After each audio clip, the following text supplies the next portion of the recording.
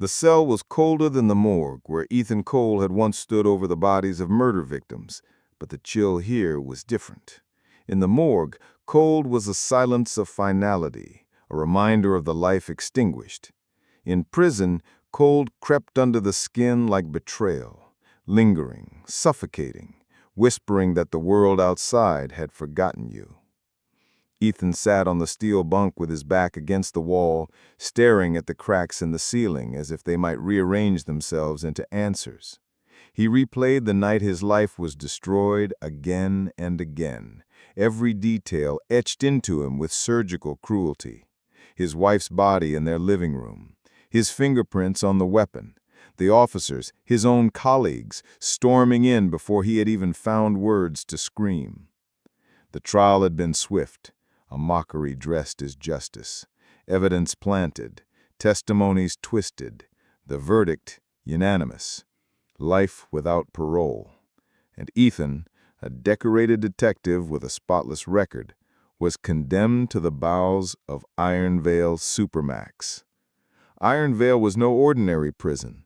Built over an abandoned Cold War facility, it was a fortress of steel and silence. Cameras embedded in every corridor, motion sensors embedded in the walls, drones patrolling the skies above. Escape was not just unlikely, it was designed to be myth. The inmates called it the Tomb because people entered, but they never left. And yet, as Ethan studied the prison's architecture with the eye of a hunter, he noticed something peculiar. A pattern hidden in plain sight.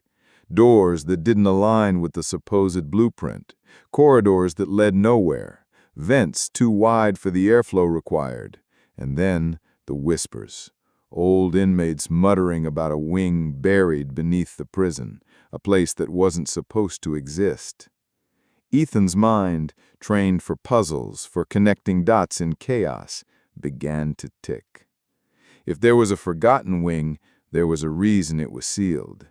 And if there was a reason it was sealed, there was a way in. His first ally came in the form of Marcus Forge Daniels, a man built like an oak tree, with scars like tally marks across his arms. Forge had been a blacksmith before his conviction for arson, a crime Ethan suspected he hadn't committed. In the yard, Forge worked the metal shop, hammering bars into compliant shapes under the watch of bored guards. Ethan approached him not with friendship, but with purpose. "You can bend steel," Ethan said under his breath, eyes fixed ahead. "I need someone who can bend the prison." Forge chuckled, a sound like gravel sliding. "You planning a fairy tale escape, detective? People die for less in here." Ethan met his gaze, steady and calm. "Then we won't die." The second ally was less predictable. Dante Shaw, a wiry man with jittering hands and eyes that darted like trapped birds, had once been a hacker who breached federal servers for fun.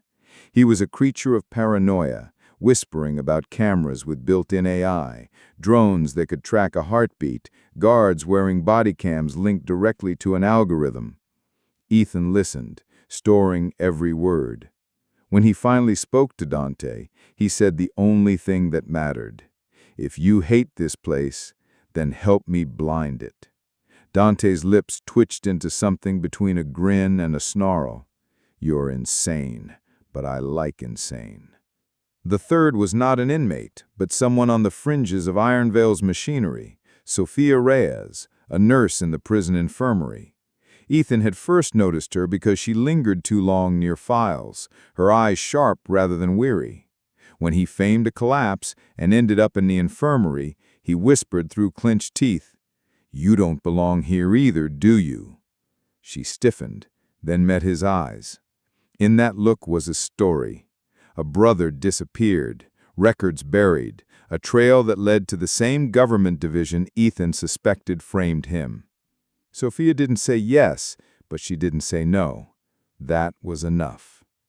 Together, they began to shape the impossible.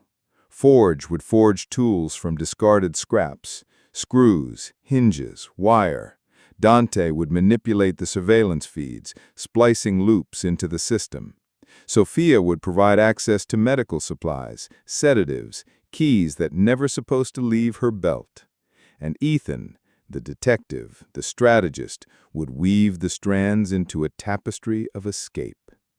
But it wasn't just escape Ethan wanted. It was revenge.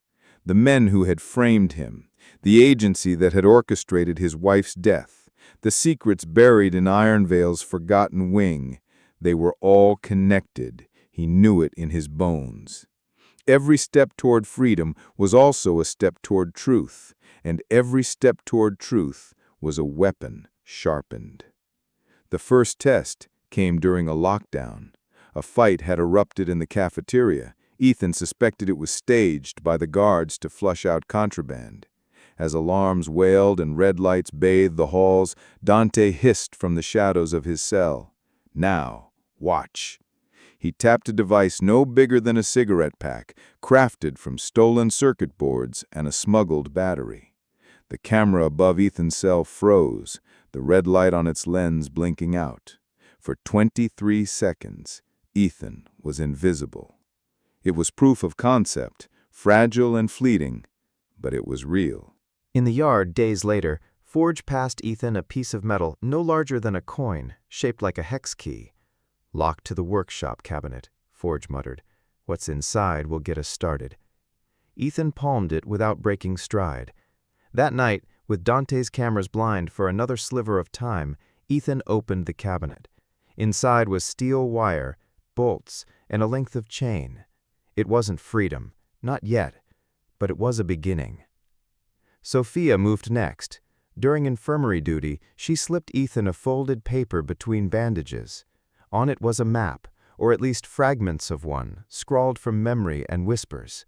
It showed a shaft beneath the east wing, bricked up but not destroyed. "That's your ghost wing," Sophia whispered, her hand trembling as she taped gauze to his arm. "If you get there, you'll find why you're here." But prison is a beast that senses change. The warden, Leonard Hale, was no ordinary bureaucrat. He had the eyes of a man who had stared too long into shadows. Hale summoned Ethan one evening, his voice a velvet rasp. "You're restless, Cole. Restlessness breeds hope, and hope breeds fire. Don't play with matches in my house." Ethan feigned obedience, but inside the warning only confirmed what he already knew. Hale was not the master of Ironvale. He was its keeper, a puppet with strings leading down into the forgotten wing. The plan evolved in fragments: a loose grate near the laundry room, a pattern in the guard rotations that Dante had logged obsessively in a stolen notebook, a gap of exactly 37 seconds between drone passes over the exercise yard. Each detail was a stitch, and Ethan stitched them into a cloak of possibility. But revenge demands blood before it ever tastes victory. One night, as Ethan lay in his bunk, Forge whispered through the bars, "They know. Someone talked." The next morning, Dante was dragged from the cafeteria, beaten until his blood stained the tiles. He survived, barely, his eyes glazed with terror. "It wasn't me," he croaked in the infirmary. "It wasn't me." Ethan believed him. That meant someone had seen too much. And then Ethan found it, scratched into the underside of his bunk, words carved by a hand long gone. "They're watching from below." He stared at the message for hours, pulse hammering, until the truth dawned. The forgotten wing wasn't abandoned. It was alive. The message haunted Ethan through the sleepless hours of the night. "They're watching from below." Who had written it? How many years had passed since those words were carved? He ran his fingers over the grooves, as if the indentations might whisper back answers. The prison was designed for total control, yet if the forgotten wing was active, then Hale's threats were not hollow, they were signals. Something lived under Ironvale, and Ethan was in its gaze. The next morning the tension was palpable. Guards walked heavier, their eyes scanning longer. An inmate named Roscoe, sharp, rat-like, always sniffing around, smirked at Ethan as he passed in the chow line.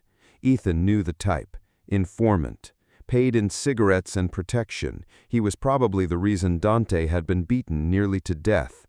Ethan clenched his jaw and let the moment pass. He couldn't act rashly. Not yet. But revenge was a slow burn, and Roscoe had just lit his own fuse. Dante, recovering in the infirmary, was jitterier than ever. "We're not alone in here," he hissed at Ethan, eyes darting. "They've got levels under levels. I saw files once, when I was freelancing hacking into bureau servers, black sites, prisons under prisons, human testing." His voice broke into manic laughter. "Maybe that's why you're here, Cole. You're not a prisoner. You're inventory." Ethan didn't dismiss it. He had seen enough in his career to know governments buried monsters under layers of paperwork.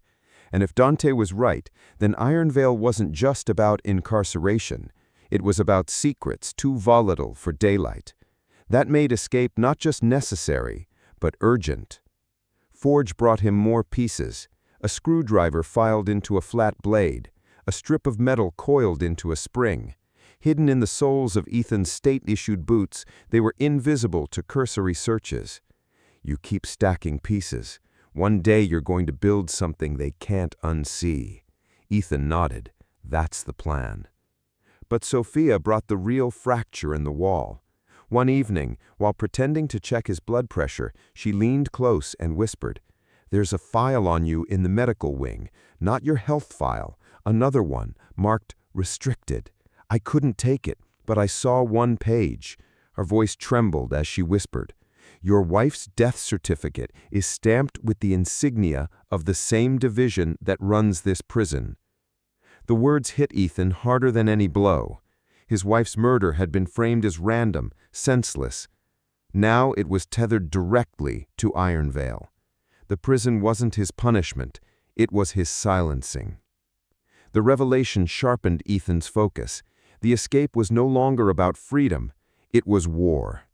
He tested the first phase of the plan on a rain-soaked night.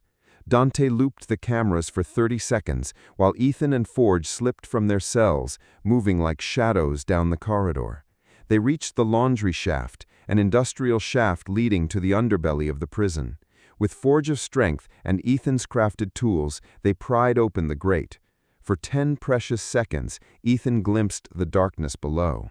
It wasn't the basement he expected.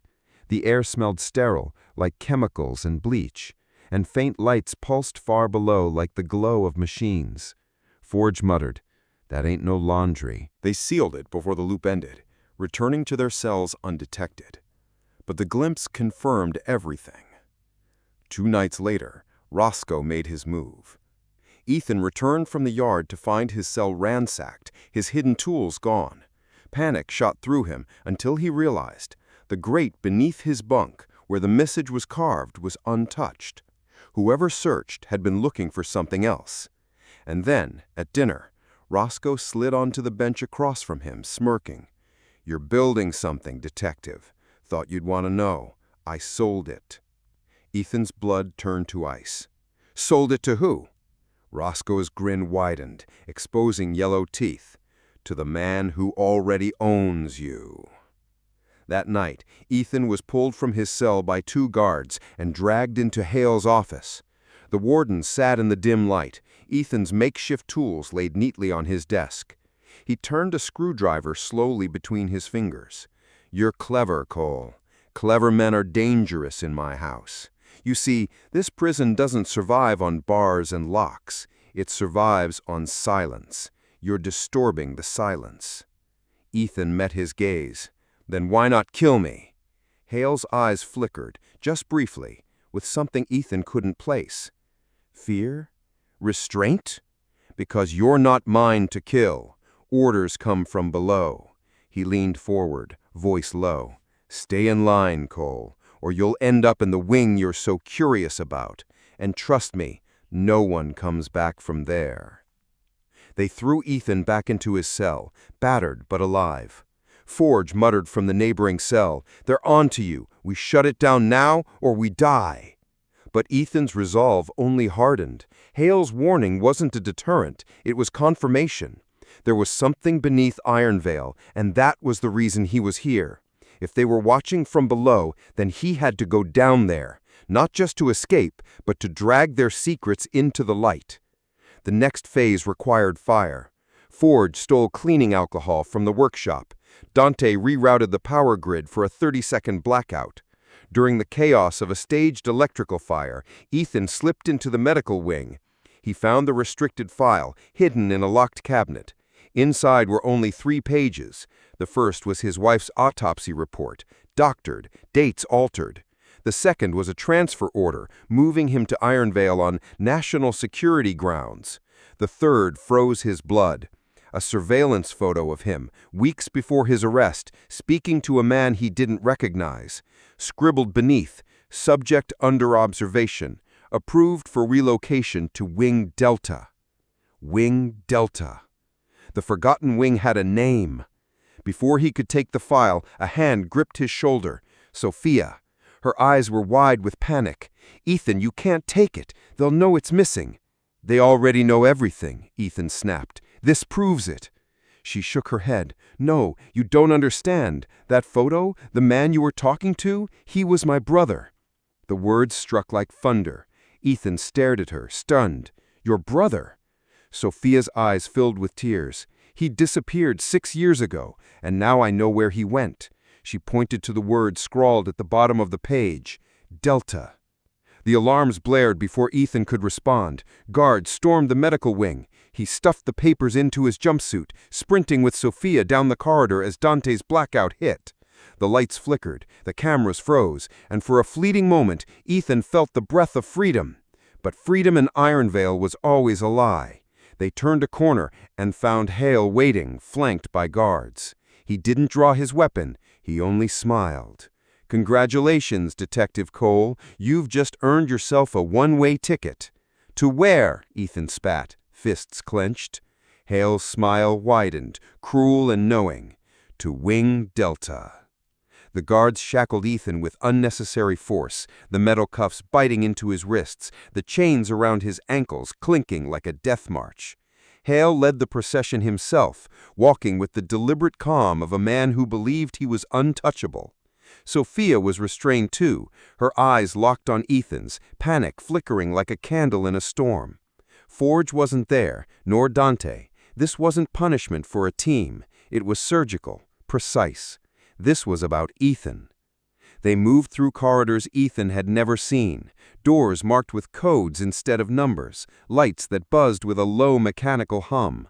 Down, always down, past the workshops, past the storage rooms, past the laundry, until the air itself changed, thicker, metallic, humming with hidden machinery.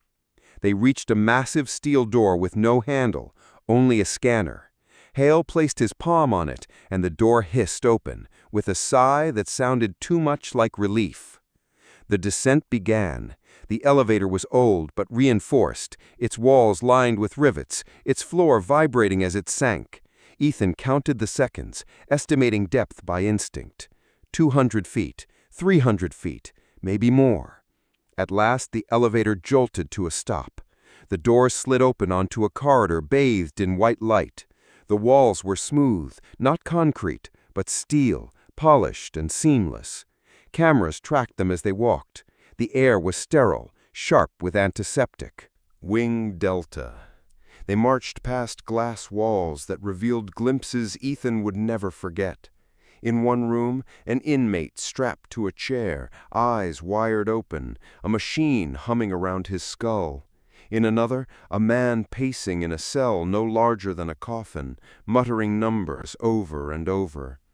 And then a chamber filled with rows of cots, each occupied by prisoners hooked to IV drips, their faces slack, their bodies alive but absent. Sophia's breath caught when she saw one of the faces. Her knees buckled. "That's him," she whispered. "That's my brother." Ethan strained to see, but the guards shoved him forward. Hale didn't break stride. "Delta is not a prison, Cole. It's a program. Men like you, resourceful, clever, dangerous. You're too valuable to waste on rotting in cells, so we repurpose you, recondition you, strip you down and build you again." He glanced back, eyes gleaming. "You're not here to serve time.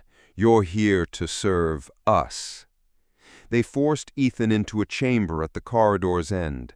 Inside, the walls were lined with screens, each one showing live feeds of the prison above. Every corridor, every cell, every yard, Iron Vale was a stage, and Wing Delta was the audience. Ethan's stomach turned as the truth settled like lead in his chest. They were always watching from below. A man waited in the room, bald, suited, his face expressionless, but his eyes sharp as razors. Hale addressed him with uncharacteristic deference. "Director, Subject Cole, as ordered." The director studied Ethan as if he were a specimen. "Detective Cole, decorated, efficient, loyal, until you asked the wrong questions about the wrong people." He folded his hands. "You were never supposed to survive the framing, but your resilience impressed us. You see patterns others miss. You inspire loyalty in dangerous men, qualities we require." Ethan spat at his feet. "You killed my wife." The director's expression didn't change. "Collateral, regrettable, but necessary." Sophia lunged forward screaming, but the guards held her fast. The director's eyes flicked to her. And the nurse, persistent, emotional, but useful as leverage. Ethan's rage boiled, but he forced it into silence. Anger was fuel, and fuel was for fire. He had to think. He had to survive. The director gestured to the screens.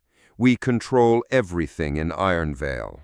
Every riot, every punishment, every hope of escape. It all serves the program. And now you will too, or you will vanish into the silence of Delta." Ethan's mind raced. The program wasn't just a prison. It was a machine designed to break men and rebuild them into tools. Soldiers? Assassins? Ghosts who didn't exist?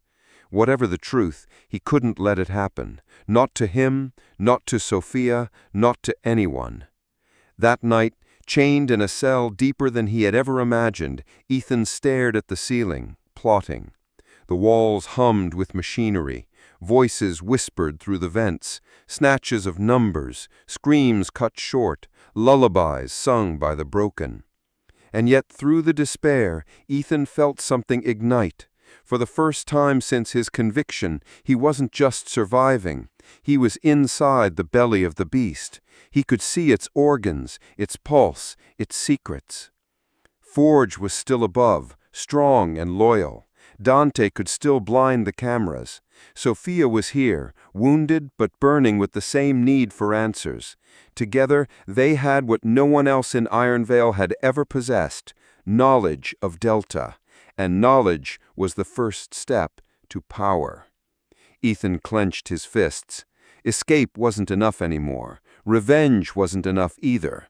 He would burn Delta to the ground. But first, he had to survive its fire. The tests began the next day. Men in lab coats took Ethan from his cell, strapping him into a chair surrounded by machines. They showed him images on screens, his wife, his colleagues, scenes of violence and betrayal, while needles pumped chemicals into his veins. They whispered into his ears, voices layered and distorted, trying to twist his memories, bend his mind. Ethan focused on one thought, one anchor. They think I'm breaking, but I'm watching, always watching. Between sessions, he and Sophia exchanged whispers through vents. She had seen her brother, still alive, though hollow. They had to reach him. They had to pull him out. Sophia's voice shook, but her resolve grew steelier with each night. "We're not leaving without him." Meanwhile, Forge smuggled whispers down through other inmates, messages scratched in laundry bags, signals in meal trays. Dante worked the cameras harder, risking detection to map Delta's hidden systems. A plan was forming, not just to escape, but to expose. Ethan tested the guards' routines. Every night, one passed his cell at the same minute, pausing to adjust his belt. Another whistled, the tune slightly off-key. Predictable men even in hell. Predictable men could be undone. Weeks blurred. The program tried to grind him down, but Ethan adapted, absorbing their rhythms, memorizing their codes. He learned the sound of the locks, the timing of the lights, the shift changes. And then one night, Sophia whispered words that changed everything. "I found a way into control." Control, the nerve center of Delta, where the cameras and doors were overseen. If they could reach it, even briefly, they could turn the machine against itself. But there was a cost. To reach control, they had to cross the dormitory chamber, the one filled with prisoners hooked to IVs, their minds stolen. Among them was Sophia's brother. The plan sharpened like a blade. Forge would create a diversion above, forcing the warden to split his forces. Dante would open a 30-second window in the surveillance feeds. Ethan and Sophia would slip into the chamber, free her brother, and fight their way into control. From there, they could open the path, up, out, and into the world. It was madness. It was suicide. It was their only chance. On the night of the plan, the first domino fell. Explosions rocked the workshop above, Forge's handiwork. Alarms screamed through Ironvale. Guards rushed upward, leaving Delta thinly manned. Dante's loop flickered into place, freezing cameras. Ethan slipped his cuffs with a tool forged from the very bolts of his bed frame. He and Sophia moved like shadows, sliding into the chamber of the ivy-bound prisoners. Sophia's breath hitched as she saw her brother up close, pale and skeletal, tubes threading into his veins. She shook him, whispered his name, but his eyes remained glassy. "We can't leave him," she begged. Ethan pulled the tubes free, hoisted the man onto his shoulder. "Then we don't." The alarm shifted pitch. The director's voice boomed over the intercom. "Contain them, now!" Guards swarmed from both ends of the corridor. Ethan's fists became weapons. Sophia wielded a stolen baton, her brother limp in their arms. They fought like cornered wolves, blood and sweat mixing, the taste of freedom like iron in their mouths. And then, through the chaos, Ethan saw it. The door to control, steel and impenetrable, but open for a heartbeat as a panicked technician fled. He shoved Sophia through, dragged her brother, slammed the door shut behind them. Inside, the room pulsed with screens, switches, controls, the heart of Delta. For the first time, Ethan had his hands on the strings. He turned to Sophia, breathing ragged, eyes blazing. "This is it. We end it here." But as he reached for the controls, the screens flickered. Every camera feed shifted, not to the prison, not to Delta, but to a single image. His wife. Alive. Her voice, faint but real, filled the room. "Ethan, help me!" Sophia gasped. Ethan's knees buckled, and the director's voice whispered through the speakers, smooth and cold. "You thought she was dead. But she's here, detective. She's been here all along." The next day in the yard, Ethan could feel the change in the air before he even sat down at the usual table. Whispers followed him from the basketball court to the weight benches, men stopping mid-set to throw wary glances. Word traveled fast in prison, faster than any guard's baton.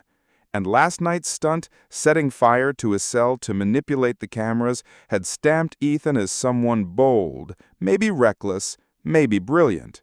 Either way, he was suddenly a name. Victor was already there, sharpening a makeshift blade against the concrete bench like it was a violin bow. The Russian's icy eyes tracked Ethan's every move. "You like fire. Fire gets you noticed. Sometimes noticed is bad. I smirked, but kept my voice calm. Sometimes noticed is the only way to survive. From 2 tables over, Dante called out, "Or the fastest way to get yourself buried under the yard." The laughter from his crew was sharp, pointed, but Ethan caught something else in Dante's expression. A test, a challenge. He leaned forward on the bench, hands folded, the picture of calm. "Then bury me, but make sure you do it deep, because if I crawl out, I'll take every last one of you with me." For a second, silence reigned. Even the basketball bounced aimlessly into the fence, unclaimed. Then, slowly, Dante smiled, not with amusement, but respect. "This guy, he thinks he's a damn ghost." He raised his cup in mock salute. "Ghost, welcome to the graveyard." It wasn't acceptance, but it wasn't rejection either. In prison, that thin margin was survival. Later, back in his cell, Ethan's mind churned. Every word, every reaction in the yard mattered. He had planted seeds, not of friendship, but of recognition. Recognition was leverage, and leverage was the only weapon he had left. That night, as the block quieted and the buzz of the fluorescents dulled, Ethan pulled out a scrap of paper he'd risked hiding in his mattress. On it were numbers and lines, copied from fleeting glimpses of the prison blueprints he'd studied years ago during his detective days. This prison wasn't just a cage, it was a puzzle, and puzzles could be solved. But puzzles had missing pieces, and Ethan knew exactly where those pieces were. Buried inside the forgotten wing, the sealed-off section of the prison no one spoke of out loud. Rumors said it was condemned. Others whispered it was where the worst secrets were kept, the kind that never saw daylight. Ethan's gut told him the truth was worse than rumors, and somewhere behind those walls lay the key to everything: his freedom, his revenge, and the unraveling of the conspiracy that put him here. The only question was how to get inside without ending up on a slab. They moved like ghosts through the veins of Iron Veil, Ethan moving with the slow, deliberate steps of a man who had rehearsed failure until it no longer frightened him. Sophia was beside him, cradling her brother in a stolen jacket, his head lolling against her shoulder, tubes dangling like broken promises.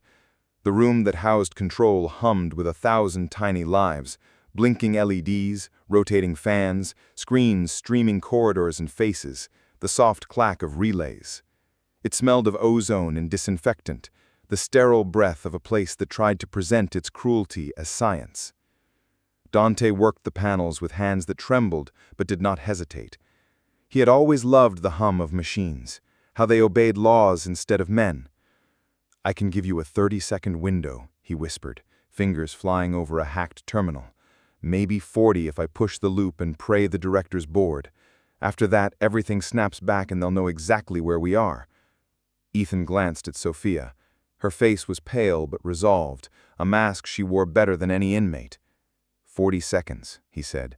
"We get what we came for and we go. We don't haul anyone we can't carry. We don't get clever. We get out." She nodded, but her eyes were burning, an ember that had become a flame. "My brother," she said, and for the first time she let a piece of herself show, the private wound that had kept her awake at night. "I'm pulling him out. Then we do whatever it takes." The screen showed rows of rooms in Delta, some filled with still bodies, some with men pacing like trapped animals, some with experiments in progress that would have sickened any doctor with a conscience. Ethan watched each frame for patterns, for openings. His detective's eye picked up the little tells. A maintenance hatch left ajar for an extra 3 seconds every midnight. A ChemLab delivery route that crossed a service corridor. A janitor who always smoked his cigarette in the same spot by the boilers. Predictability was a disease they could exploit. Dante's fingers paused. "There, subject chamber 03. It's marked on the manifest. sleeper protocols engaged, but they switch to manual control when the director is presented with external anomalies. If we can force a manual override, I can patch it to a local loop and— "Show me," Ethan said. On the largest monitor, a window opened, a grainy feed zooming in on a long corridor with steel doors. The camera panned to a small room at the far end. In the center, under a halo of clinical light, lay a figure curled under sheets. The angle was imperfect, but Ethan's breath snagged like a hook in his throat. The hairline. The way the chin caught the light. He had seen that profile in a photograph pinned to his kitchen fridge for years.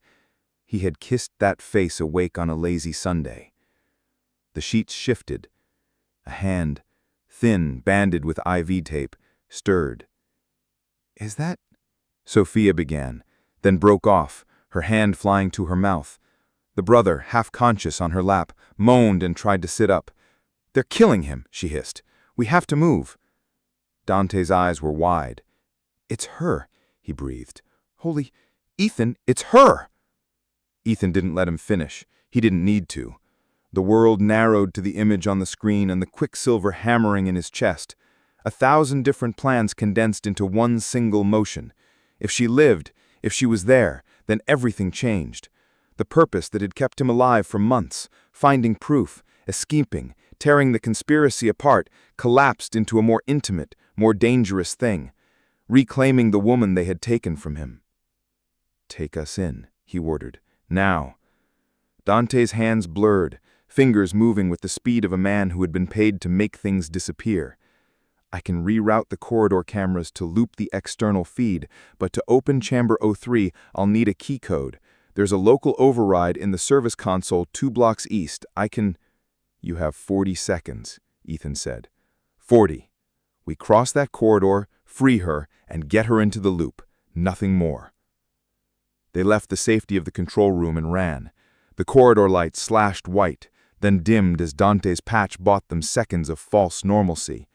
The IV ward was a contradiction in human engineering, clinical yet grotesque, efficient yet merciless. Men slumped on metal beds with monitors whispering around them. A nurse's cart sat abandoned, syringes glinting like teeth. The air was thick with the ozone of machines and the metallic tang of fear.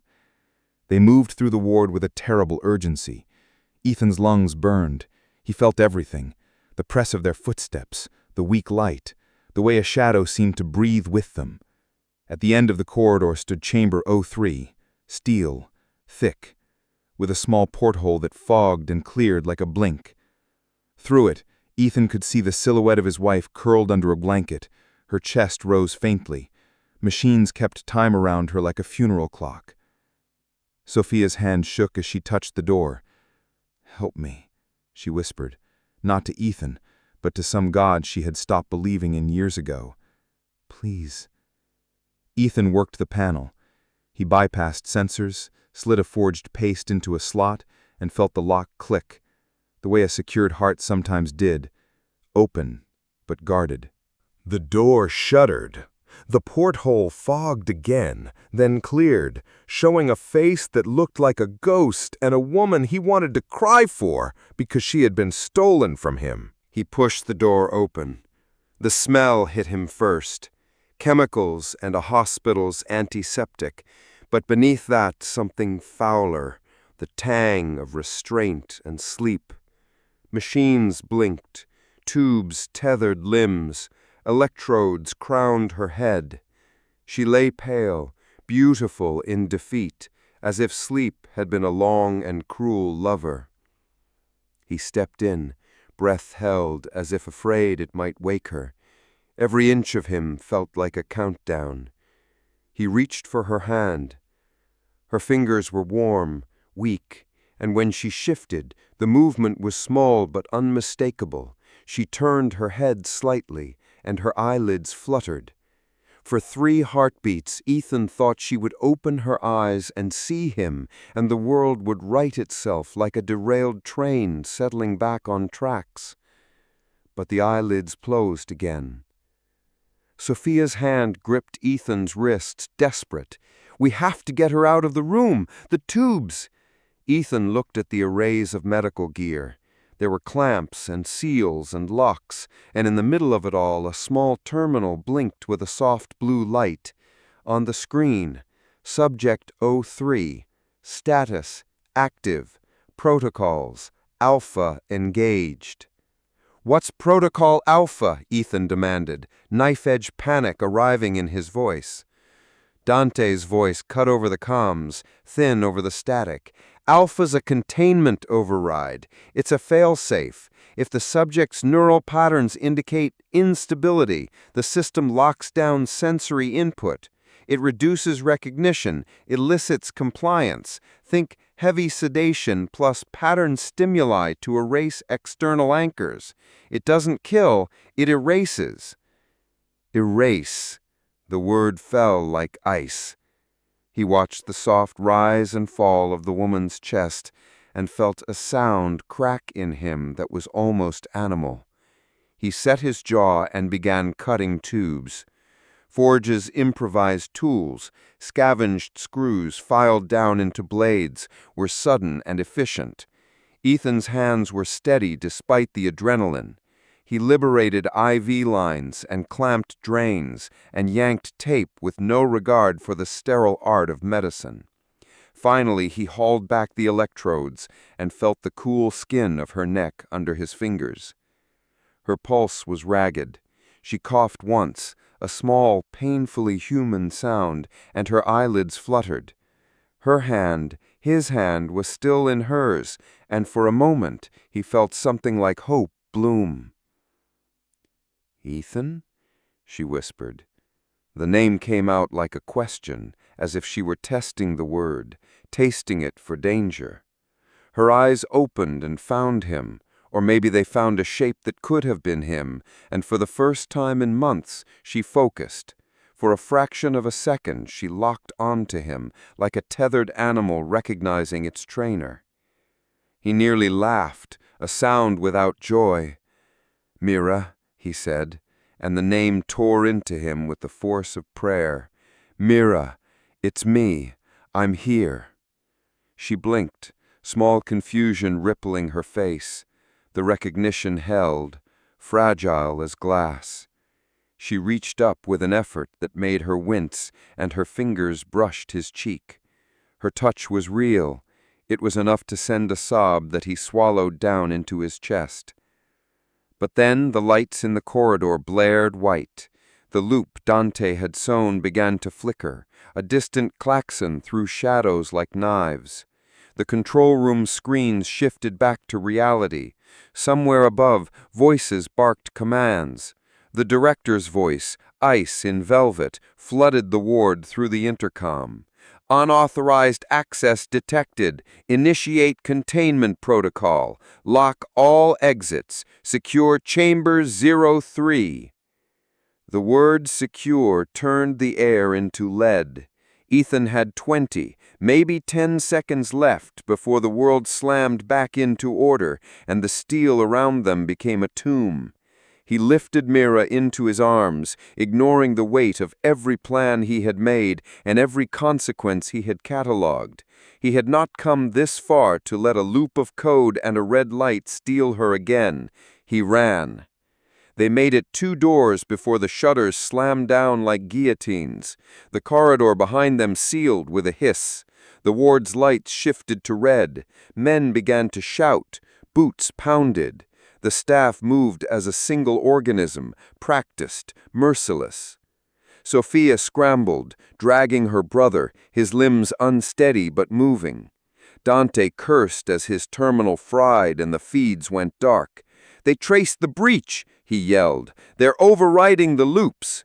Footsteps multiplied. A squad of guards appeared at the far end, rifles trained. A figure moved ahead of them in a suit that made Ethan's skin crawl with recognition.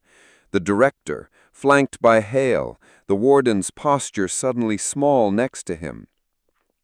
"You really thought we'd let her go?" the director asked, voice smooth as if discussing weather.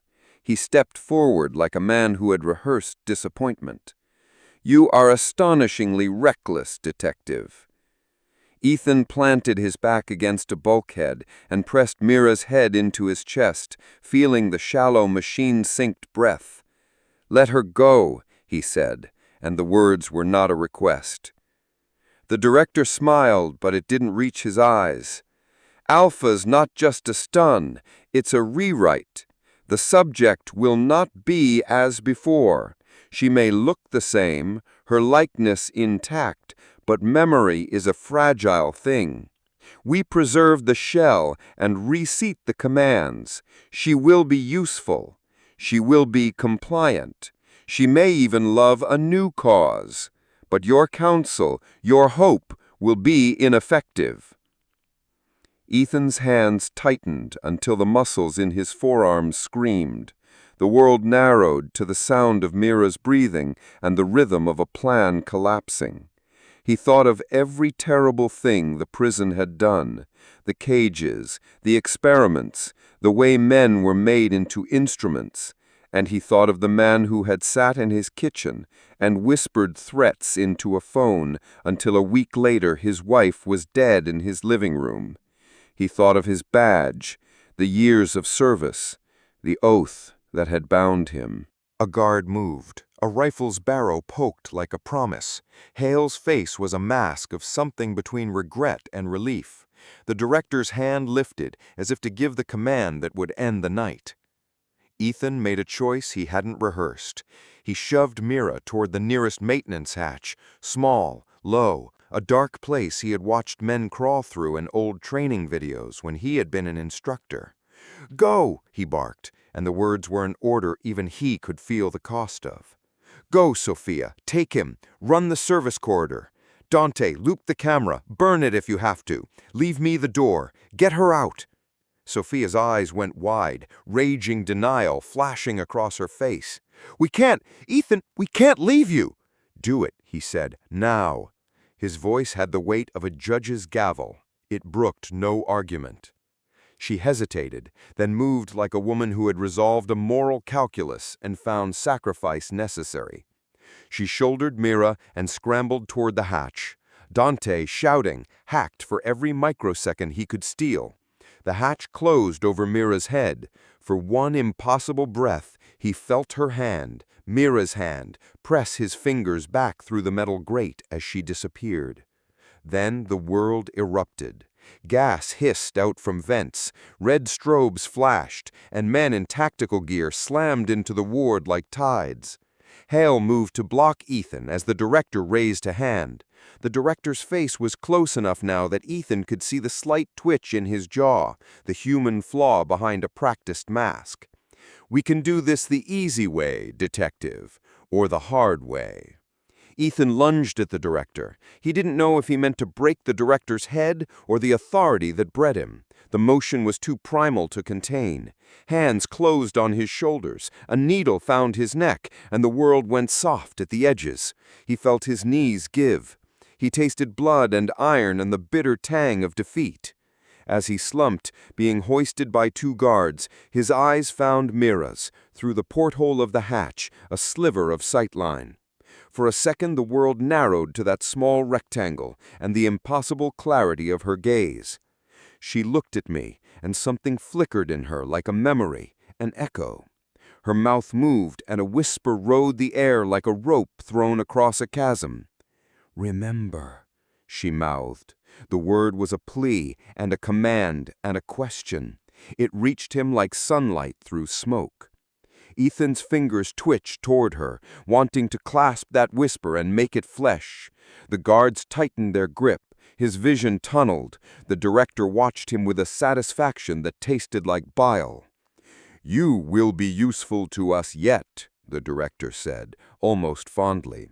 "And if you cannot be useful, you will make an excellent example." Ethan felt the needle in his neck cool as it emptied his last reserves of defiance. He closed his eyes to the red flash of the ward and kept his mind on a single stubborn thing, Mira's lips shaping his name, "Remember." When the darkness took him, it took with it 1,000 plans and a single unextinguished ember, a promise that if he woke, he would not let them keep her. The extinguished ember burned slowly inside Ethan, even as the darkness lingered. When he awoke, the room was quieter than the chaos of Wing Delta had been. The air smelled of disinfectant and cold steel. His hands were bound behind him, the cuffs biting, his wrists raw. His head throbbed, a pulsing rhythm that felt almost alive. Through the dim light, he could see the walls, reinforced, sterile, and menacingly blank. No windows, no cameras visible. Delta's hidden floors had swallowed him whole. Hale and the director were gone. Only the sound of distant machinery hummed through the walls, a mechanical heartbeat echoing through the walls. Ethan flexed his wrists, testing the chains. Each link was heavy, thick, and industrial. But they weren't insurmountable, not yet. He forced his mind to think, to map, to remember the corridors, the vents, the tiny maintenance holes he had seen earlier. He was inside their system now, inside Delta's veins, and he understood something crucial.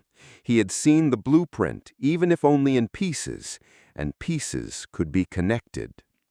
Hours passed. The world outside remained silent. Guards changed shifts without entering, their routines predictable, almost lazy in Delta's confidence. Ethan used the time to catalog, to plan. Mira's whispered command from the service hatch echoed in his mind. Remember. He had to survive. He had to act. And when the next alarm sounded, screaming through the halls, low, almost a growl, it wasn't for him. It was for another cell, one that housed a man whose screams tore through the sterile corridors. The director's experiment in obedience had begun again. Ethan's blood ran cold, but he focused. He had seen enough to know what had to be done. Get out, get Mira, and expose the entire system. The first opportunity came with a subtlety he could have missed. A janitor, young and nervous, rattled keys and adjusted pipes. He didn't see Ethan's eyes tracking him, didn't know that each step he took marked a rhythm Ethan could exploit. When the janitor paused at a panel to inspect a broken valve, Ethan swung his legs to the side, chains scraping metal, and yanked a hidden tool from the cuff lock, one he had secretly carved from the metal of the bed frame earlier. A click. The first lock yielded. Minutes later, the second fell. The third resisted, but Ethan's mind was patient. He had spent a lifetime mapping plans, and patience was his ally. Finally free, he stood, muscles screaming, heart pounding, not with fear, but with purpose. Delta's floors stretched before him, a maze of steel and fluorescent light. Every corridor was a test, every door a challenge, but he had a map in his mind, and a goal. Mira. Dante had been working above, feeding him information through a tiny comm link. Ethan, the hatch you used, service corridor. It leads to the upper levels, near the med lab. Mira stable, but sedated. Protocol Alpha still active. You need to override it. Step by step, Ethan muttered. He moved like a shadow, every sense heightened. Delta was alive. The walls seemed to breathe. Sensors detected movement before the guards arrived, but Ethan had studied the pulse of the system.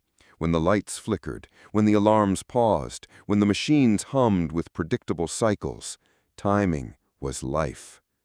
He reached the med lab. The doors were locked with a keypad. Ethan ripped a panel from the wall, exposed wires, and in 30 seconds had bypassed the security. Inside, Mira lay on a metal gurney, tubes crisscrossing her body, electrodes attached to her temples. Her chest rose and fell with mechanical rhythm. Protocol Alpha hummed, soft but omnipresent. Ethan knelt. Mira, I'm here. I'm getting you out. The override wasn't simple. The system recognized his attempt, pulsing warnings across the monitors. Red lights flashed. An automated voice echoed. Unauthorized access detected. Override attempt neutralized in 5, 4, 3. Ethan ignored it. He had a code from Dante, a sequence smuggled through corrupted camera feeds. Fingers flying over the interface, he initiated the bypass.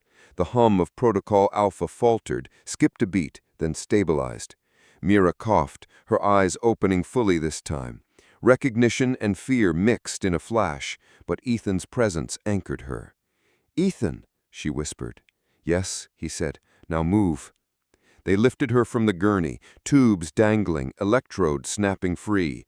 Every step was a gamble. Guards could appear at any second. Ethan's hands moved with precision born of desperation. Every lock, every latch was overcome with tools he had hidden in his belt and jacket. Outside the med lab, the corridor stretched, eerily silent. Then the first patrol appeared, 2 guards moving in rhythm. Ethan pressed Mira into a shadowed alcove, pulled a makeshift smoke device from his jacket, and ignited it. Thick gray smoke filled the corridor. Alarms screamed, boots pounded. Ethan led Mira through the chaos, following Dante's whispered instructions. Vent covers, maintenance hatches, emergency doors. Each step brought them closer to freedom, each step a gamble with their lives. Halfway to the hatch that would take them to the surface, the director's voice came over the intercom. "Detective Cole, I admire persistence, but persistence is a luxury you cannot afford." Lights flickered, guards appeared at intersections, rifles raised. Hale moved with them, confident, smirking. Ethan's mind raced. Every option was deadly. Then he saw it. A utility cart, abandoned, wheels greased with oil. He shoved Mira inside, hiding her under tarps. He pushed the cart with all his strength, using it as both shield and cover. Bullets pinged off steel walls, alarms screamed, and Delta erupted into chaos.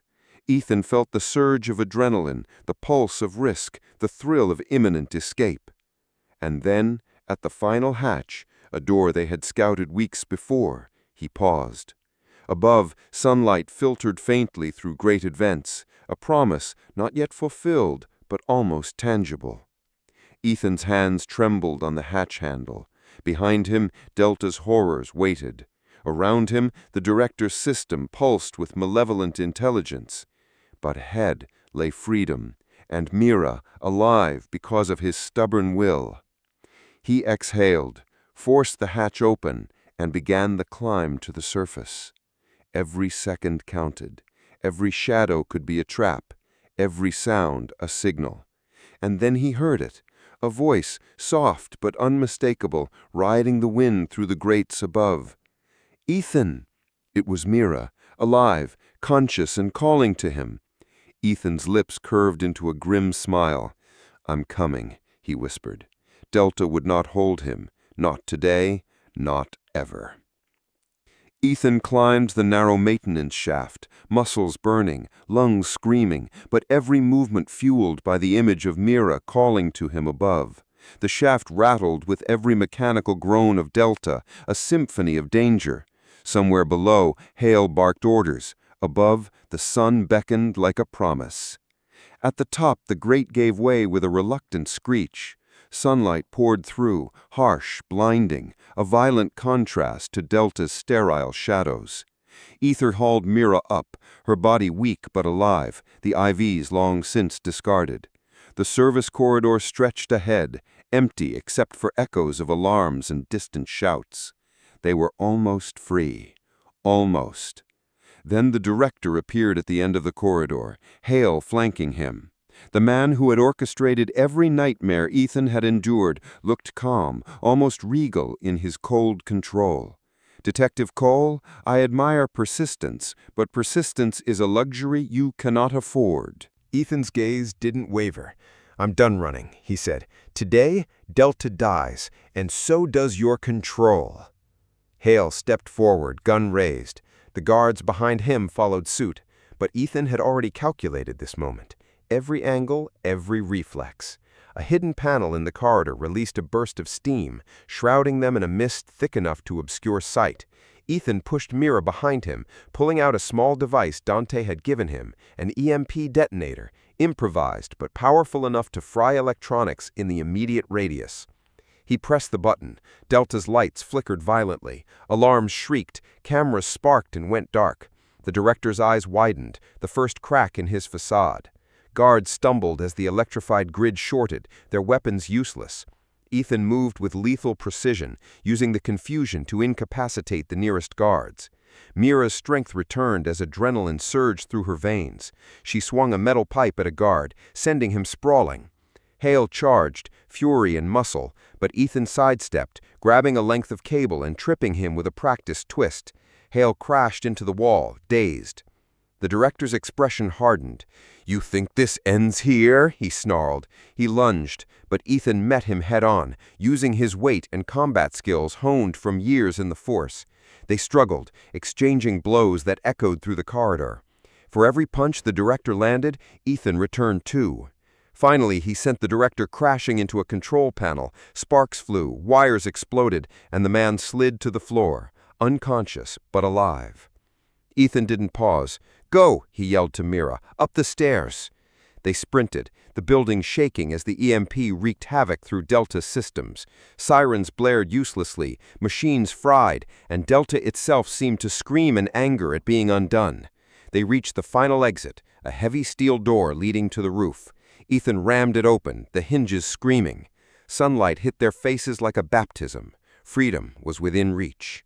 On the roof, the city beyond Delta stretched out, a horizon of possibilities, chaos, and salvation. But Delta was not done. From the edge of the rooftop, the director's helicopter descended, its rotor blades chopping the air like knives. Hale scrambled into the pilot's seat, eyes wild. Ethan scanned, thinking fast. Below, the roof sloped slightly. Scaffolding leaned precariously, the kind Dante had spotted weeks before. "Jump!" he yelled, grabbing Mira.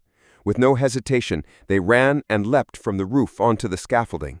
The metal shook, bent, groaned, but held. Hale fired at them, missing, bullets pinging off steel. They slid down the scaffolding, landing hard but alive. The director appeared at the edge, gun in hand.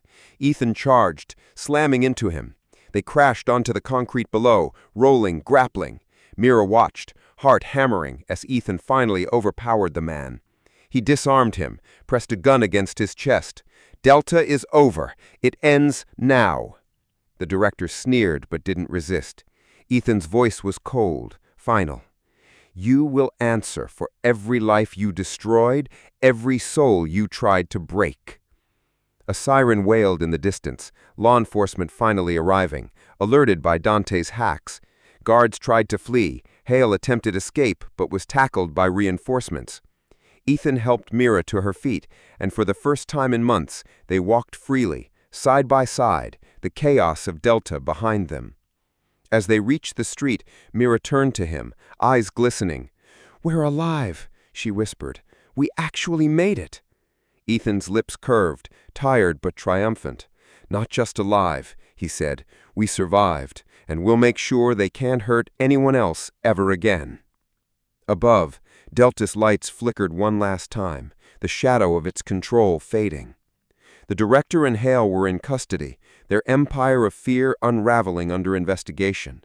And for Ethan, Mira, Sophia, and her brother, the nightmare had ended, but their bond, forged in fire, would never break. The city stretched out before them, full of danger and possibility, but they faced it together. The prison had tried to crush them, erase them, bend them. Instead, it had only made them stronger, sharper, and unstoppable. Ethan looked at Mira, and she smiled, soft, real, alive. And for the first time in years, he let himself believe freedom was more than a word. It was theirs. The story of Wing Delta was over. The legend of the detective who broke a prison from the inside would never be forgotten. And somewhere, in the shadows of the ruined system, whispers began. They survived, they fought, and one day they'll return.